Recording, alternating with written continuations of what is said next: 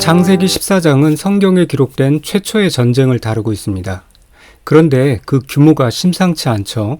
단순히 부족끼리의 싸움이 아니고요. 북방의 강대국 엘람왕 그돌라오메를 중심으로 한 4개국 연합군과 소돔과 고모라를 포함한 사해 주변 5개국 연합군이 맞붙은 당시로서는 세계대전급의 거대한 국제전쟁이었습니다. 결과는 북방 4개국 연합군의 압승이었죠. 소돔과 고모라는 처참하게 패배했고요.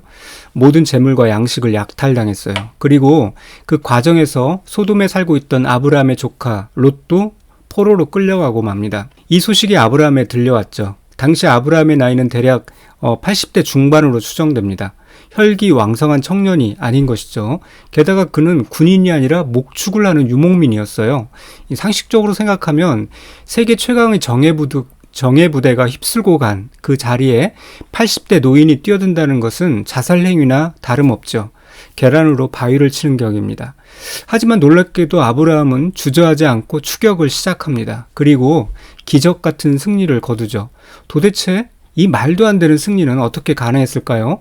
오늘 우리는 아브라함이 보여준 승리의 방정식을 통해서 인생의 전쟁터에서 우리가 갖춰야 할 자세를 배우고자 합니다. 아브라함이 무모해 보이는 전쟁에 뛰어들 수 있었던 첫 번째 비결은 준비된 힘이었습니다. 본문 14절은 아주 중요한 구절을 기록합니다. 아브라함이 그의 조카가 사로잡혔음을 듣고 집에서 길리고 훈련된 자 318명을 거느리고 단까지 쫓아가서 라고 나옵니다. 여기서 주목할 단어는 길리고 훈련된 자입니다. 히브리어로 하니킴이라는 단어인데요. 이는 헌신된 자, 숙련된 자라는 뜻입니다. 아브라함은 평소에 단순히 양만 친 게 아니죠. 험한 세상에서 자신과 가족, 재산을 지키기 위해 종들을 훈련시켰습니다. 그들은 아브라함의 집에서 먹고 자면서 주인을 위해 목숨을 걸 준비가 된 정예 요원들이었습니다. 318명. 사실 수만 명에 달했을 4개국 연합군에 비하면 턱없이 적은 숫자였죠.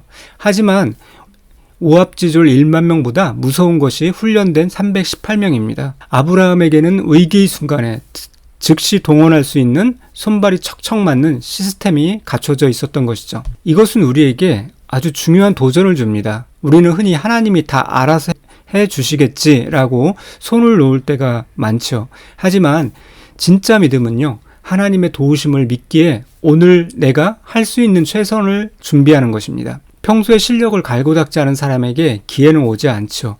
영적인 실력, 업무의 실력, 인격의 실력을 집에서 기르고 훈련해야 합니다. 그래야 결정적인 위기가 닥쳤을 때 그것을 돌파할 힘이 생기는 거죠. 아브라함이 승리할 수 있었던 두 번째 비결은 명분이었습니다. 그는 땅을 차지하거나 재물을 뺏기 위해 칼을 들지 않았어요. 오직 하나, 내 형제, 즉 조카를 구하겠다라는 사랑의 동기가 그를 움직였습니다. 자신의 안위를 돌보지 않고 가족을 구하겠다는 이 간절함과 정의로움이 있었기 때문에 하나님은 아브라함의 손을 들어주셨습니다. 그는 318명을 데리고 단까지 쫓아갔고요. 밤을 틈타서 기습작전을 펼쳤어요. 정규전으로는 승산이 없음을 알았기에 지혜를 발휘한 것입니다. 그리고 다메섹 북쪽 호박까지 끈질기게 추적하여 결국 조카 롯과 모든 뺏긴 재물, 부녀자들을 찾아옵니다. 자, 하나님은 어떤 사람을 도우실까요? 자기 욕심을 채우기 위해 싸우는 그런 자가 아니라 이렇게 생명을 살리고 잃어버린 자를 되찾기 위해 싸우는 자를 도우십니다.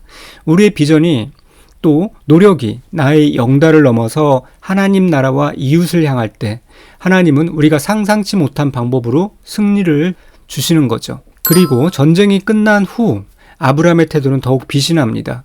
승전부를 울리며 돌아오는 아브라함을 소돔 왕이 맞이하죠. 그리고 제안합니다. 사람들은 다 내게 보내고 물품, 즉 전리품은 다 네가 가져라. 당시 전쟁 관습으로는 승리한 자가 전리품을 갖는 게 당연했어요. 그렇게 해서 아브라함은 하루아침에 엄청난 벼락 부자가 될 수 있었죠.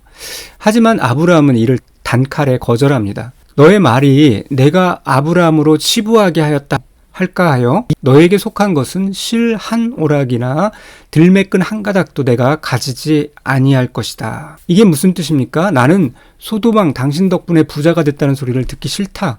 나를 부자로 만드시는 분은 오직 하나님 한 분뿐이다 라는 선언이나 마찬가지입니다. 아브라함은 세상의 셈법으로는 부자가 되길 거부했어요. 그에게는 물질보다 더 중요한 것이 하나님의 영광이었고 자신의 정체성이었습니다. 그는 롯을 구하러 간 것이지 한몫 챙기러 간 것이 아니었기 때문이죠. 이것이 진짜 실력 있는 자의 여유입니다. 하나님이 나의 공급자이심을 믿는 사람은 세상에 던져주는 미끼를 덥석 물지 않죠. 세상의 방식과 타협하지 않고도 당당하게 설 수 있습니다. 자, 결론을 맺습니다. 인생은 전쟁터와 같죠. 우리도 때로는 감당할 수 없을 것 같은 거대한 적군을 만납니다. 경제적인 위기, 관계의 갈등, 질병의 문제들이 이렇게 4개국 연합군처럼 우리를 포위할 때가 있어요. 하지만 두려워하지 말길 바랍니다. 전쟁의 승패는 숫자의 많고 적음에 있지 않습니다. 아브라함처럼 평소에 기도로, 말씀으로, 그리고 내 삶의 실력으로 훈련된 318명을 준비하십시오. 그리고 나의 욕심이 아니라 생명을 살리겠다는 선한 명분을 품길 바랍니다. 그때 하나님께서 나의 작은 힘을 들어서 거대한 대적을 물리치게 하실 거예요. 세상 사람들은 어떻게 그게 가능해? 라고 물을 것입니다. 그때 아브라함에게 나타난 멜기세덱의 고백처럼 천지의 주제시오, 지극히 높으신 하나님이 대적을 내 손에 붙이셨다라고 당당하게 간증하는 여러분이 되시기를 축복합니다.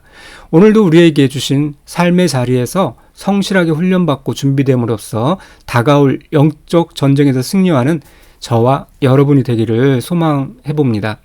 기도합니다. 승리의 주관자 되신 하나님, 오늘 아브라함의 승리를 통해 우리가 인생의 전쟁을 어떻게 대비해야 하는지 깨닫게 하시니 감사합니다. 우리는 하나님이 하시겠지라는 핑계로 게으르지 않았는지, 영적인 실력과 삶의 실력을 기르는 일에 소홀하지 않았는지 돌아봅니다. 아브라함이 집에서 318명을 기르고 훈련했던 것처럼 오늘 우리도 나에게 주어진 하루를 성실히 살아내며 다가올 위기를 대비하는 지혜로운 청지기가 되게 하여 주시옵소서. 무엇보다 우리가 싸우는 목적이 나의 욕심이 아니라 잃어버린 영혼을 구하고 하나님의 공의를 세우는 거룩한 싸움이 되게 하여 주시옵소서. 그리하여 세상이 주는 전리품에 연연하지 않고 오직 하나님 한 분으로만 만족하며 승리의 영광을 주님께 돌리는 복된 인생이 되게 하여 주시옵소서. 우리의 대장 되신 예수 그리스도 이름으로 기도드립니다. 아멘.